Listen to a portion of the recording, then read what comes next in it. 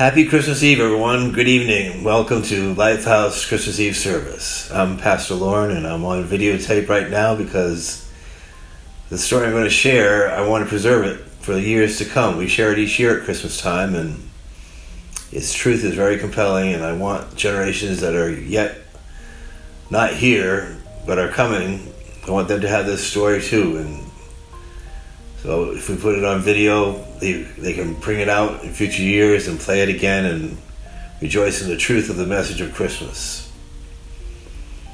So settle back and listen as I share the story of the man and the birds. The man we'll talk about tonight was a mostly good man. He was a good father, a good husband, but he didn't believe all that Christmas stuff the churches talk about during this season. The incarnation, the babe born in a manger of a virgin, he just didn't buy it. He was too honest to admit otherwise, and he just stayed on the periphery of things and just let his wife and children carry on the Christmas traditions. I'm not going to the Christmas Eve service with you, he told his wife. He said he'd feel like a hypocrite. So she and the children headed out for the midnight service at the local church where they attended. And he sat down by the fire and kept his house warm and got on his newspaper and worked on the crossword and sat there and waited for the family to come home. After about an hour, he noticed it began to snow outside.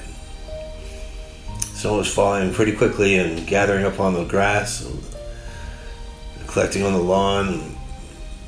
Then he heard a thump and another thump and another, and he wondered what was happening. Did somebody try to hit his house with snowballs?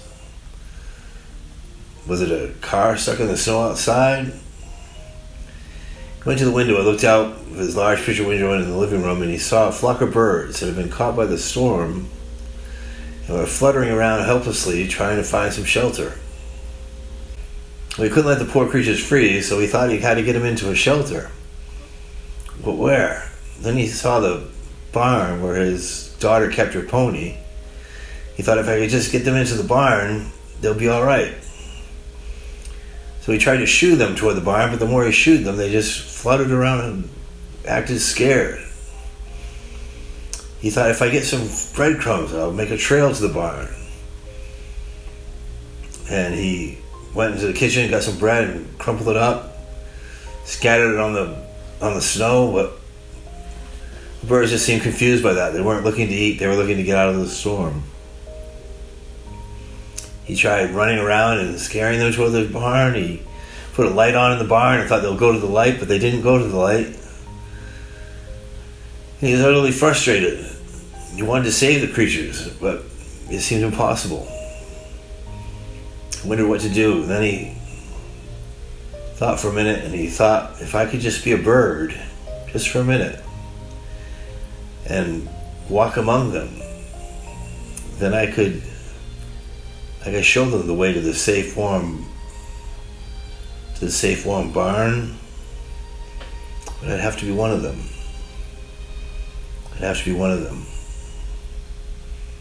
Just then the Christmas bells began to toll at the church nearby, and